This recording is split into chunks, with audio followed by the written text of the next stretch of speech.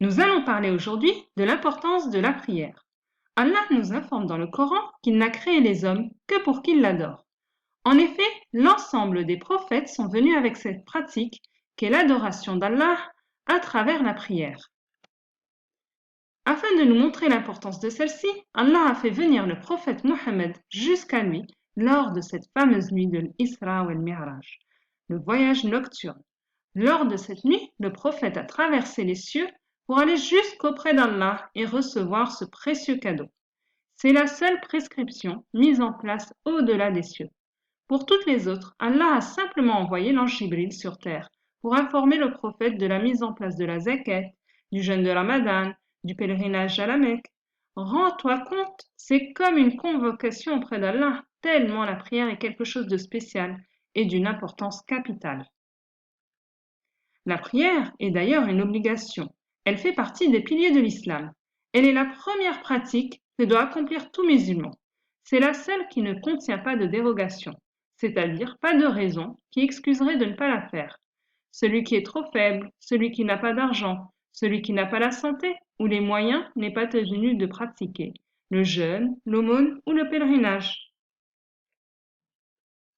La prière est une clé qui permet d'accéder au paradis. C'est la première chose sur laquelle nous serons questionnés à notre arrivée dans l'au-delà. En effet, l'acceptation de nos bonnes actions dépend aussi de la bonne pratique de nos prières. La prière est également un moyen d'effacer nos fautes. Le prophète nous donne l'image d'une personne qui se doucherait 5 fois par jour. Est-ce qu'elle aurait encore de la saleté sur elle? Non, évidemment. Agit de la même façon. Elle nous lave de nos erreurs à chaque fois que tu la pratiques.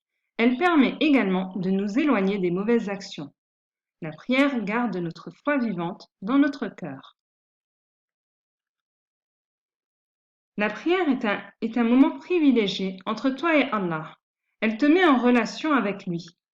C'est durant la prosternation que tu es le plus proche de lui. Tu peux alors lui demander son soutien, son aide, ses bienfaits. À quel âge dois-je prier? Le prophète nous apprend que la période d'apprentissage de la prière est entre 7 et 10 ans. Après quoi, tu approches de l'adolescence. C'est alors une obligation pour toi de la faire. Avant 7 ans, tu peux déjà t'entraîner et la pratiquer avec tes parents de temps à autre. Quels sont les moments de la prière? Il y a donc 5 prières qui s'étalent sur des périodes de la journée. Dans l'ordre, nous avons El-Fajr, El-Dohar, El-Asr, El-Maghrib et l'Isha. La prière de l'aube, As-Subh, doit être faite entre l'aube, c'est l'heure du Fajr sur les calendriers, et le lever du soleil, qui correspond au Shuruk sur le calendrier de prière, pour être valable. Pour les autres prières, leur temps commence comme indiqué sur le calendrier de prière et se termine lorsque la prière suivante est arrivée. Toutefois, si aucune contrainte ne nous empêche, il vaut mieux prier au plus tôt dès que l'horaire de la prière est atteint. Pense à bien aménager ta journée afin de pouvoir faire tes prières dans leur tranche horaire. Si tu es contraint, comme avec l'école, dont on ne peut pas changer les heures, dépêche-toi au plus vite de faire les prières manquées dès que tu rentres chez toi. C'est donc des plages horaires que nous avons pour chacune de ces prières.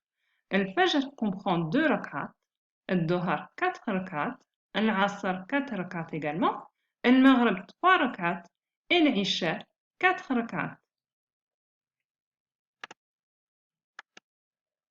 Quelles sont les conditions de la prière? Il y a plusieurs conditions. Il faut attendre déjà que le temps de la prière arrive. Je ne peux pas la faire avant son heure. Je ne la fais pas en avance. Il faut attendre que Il faut également que les vêtements soient propres, que le corps soit propre et le lieu où je vais prier soit propre également. Il ne faut pas des taches de sang sur tes habits, pas de taches d'urine, etc. Il faut être habillé convenablement. Se couvrir jusqu'aux genoux pour les garçons, se couvrir tout le corps sauf le visage et les mains pour la fille, et avoir des vêtements amples. Avoir les ablutions avant de commencer sa prière, être dirigé vers la Qibla, qui correspond à la direction de la Mecque, et avant d'accomplir la prière, il faut que tu aies l'intention, en sachant quelle prière tu vas accomplir. Choisis bien sûr un endroit calme pour être concentré. Ne te mets pas à côté de la télé ou d'un endroit où il y aurait trop de personnes qui s'amusent. Les ablutions, l'odo. Alors, comment les pratiquer? Je commence par avoir l'intention et je dis Bismillah. Je me lave 3 fois les mains, je lave 3 fois la bouche, 3 fois le nez, 3 fois mon visage. Je me lave le bras droit jusqu'au coude 3 fois, puis le bras gauche 3 fois également jusqu'au coude. Je passe une fois sur ma tête en faisant un aller-retour sur mes cheveux. Je me lave une fois les oreilles et je termine par le pied droit 3 fois et le pied gauche 3 fois. Qu'est-ce qui annule mes ablutions? Eh bien, toutes les fois où tu vas aux toilettes pour faire tes besoins, cela annule les ablutions. Lorsque tu as un paix, donc l'émission d'un gaz. Lorsque tu t'endors, que tu fais une petite sieste. Donc, à chacun de ces moments-là, il va falloir refaire ces ablutions. Maintenant que tu les as, tu es prêt pour faire ta prière. Tu commences encore une fois avec l'intention de faire telle ou telle prière en sachant bien de laquelle il s'agit, parce que cela déterminera de sa validité. Je commence par l'ikama. Je lève les mains jusqu'aux oreilles et je dis Allahu Akbar. Je récite le surat al-Fatiha et j'accompagne d'une autre sourate. Je m'incline en disant Allahu Akbar et je récite 3 fois Subhana Rabbil Azim wa bihamdi. Je me relève en disant Sami Allahu liman hamida Rabbana wa lakal hamd. Je me prosterne en récitant, en disant Allahu Akbar, puis je récite 3 fois Allahu Akbar, Subhana Rabbil A'la, Subhana Rabbil A'la, Subhana Rabbil A'la. Je me rassieds, Allahu Akbar, et je dis 3 fois Rabbi Ighfirli. Je me reprosterne et je dis 3 fois Subhana Rabbil A'la. Lorsque tu atteins ce niveau et que tu te remets debout, tu as fait une raka. Si tu es à la deuxième raka, tu reproduis tout cela.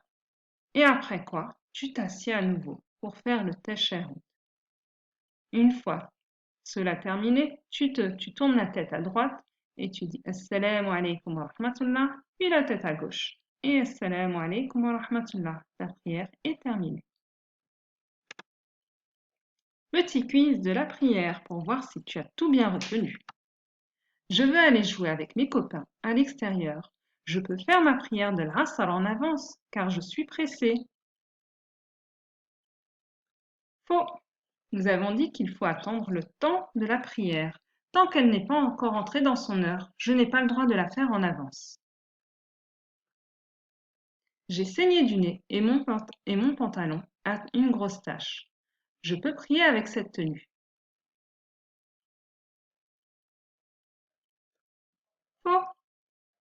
Les taches de sang ne permettent pas de valider la tenue. Si la tache est grande, il va falloir changer de tenue. Il fait très chaud aujourd'hui. Je suis venue en pantacourt à la mosquée. Je peux prier ainsi.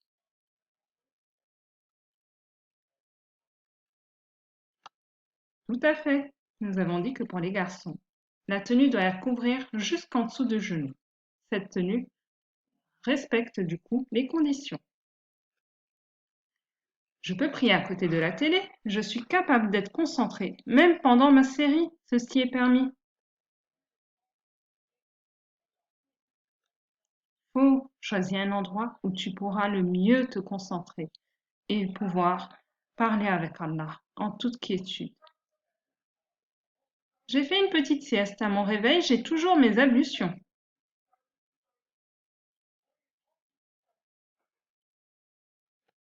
Faux. Le sommeil annule les ablutions. Tu dois les refaire à ce moment-là. J'ai moins de 7 ans. Je peux quand même faire la prière. Oui, tout à fait. Entraîne-toi, quel que soit ton âge. À partir de 10 ans, il est temps que tu saches faire toutes tes prières. J'ai prié l'Asr en pensant faire le Doha. Ma prière est valable comme étant l'Asr.